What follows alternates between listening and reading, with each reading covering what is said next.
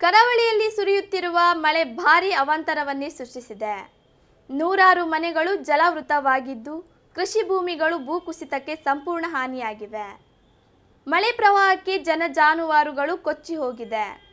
August 1ರಂದು ಕೊಲ್ಲಮೊಗ್ರದ ಇಡೀ ಗ್ರಾಮ ಜಲಾವೃತಗೊಂಡಿದ್ದು, ಈ ಸಂದರ್ಭ ನೆರೆ ನೀರಿನಲ್ಲಿ ಕೊಚ್ಚಿ ಹೋಗಿದ್ದ 2 ಮುದ್ದಾದ ನಾಯಿ ಮರಿಗಳು ಮತ್ತೆ ಮನೆ ಸೇರಿವೆ. ದೋಲನ ಮನೆ ಲಲಿತಾ ಎಂಬುವವರ ಮನೆ ಪ್ರವಾಹದಿಂದ ಕೊಚ್ಚಿ ಹೋಗಿತ್ತು. ಈ ಸಂದರ್ಭ ಮನೆಯಲ್ಲಿದ್ದ ಎಲ್ಲ ವಸ್ತುಗಳು ನೀರು ಪಾಲಾಗಿದ್ದವು. ಅಲ್ಲದೆ ಮನೆ ಹಸುವೊಂದು ನೆರೆಯ ನೀರಿನಲ್ಲಿ ಮುಳುಗಿ ಮೃತಪಟ್ಟಿತ್ತು. ಮನೆಯಲ್ಲಿ ಮುದ್ದಾಗಿ ಸಾಕಿದ ರಾಜು ಮತ್ತು ರಾಣಿ ಪಮೋರಿಯನ್ ಜಾತಿಯ ಶ್ವಾನಗಳು ನೆರೆಯಲ್ಲಿ ಕೊಚ್ಚಿ ಹೋಗಿದ್ದವು. ಈ ನಡುವೆ 2 ದಿನಗಳ ಬಳಿಕ ದುಃಖದ ನಡುವೆ ಸಂತಸದ ಕ್ಷಣ ಒಂದು ಎದುರಾಗಿದೆ. ಕೊಚ್ಚಿ ಹೋದ ರಾಜು ರಾಣಿ ಶ್ವಾನಗಳನ್ನು ಬದುಕಿವೆ ಎಂದು ಮಾಹಿತಿಯು ದುಃಖದಲ್ಲಿದ್ದ ಕುಟುಂಬದಲ್ಲಿ ಸಂತಸದ ಮೂಡಿಸಿವೆ.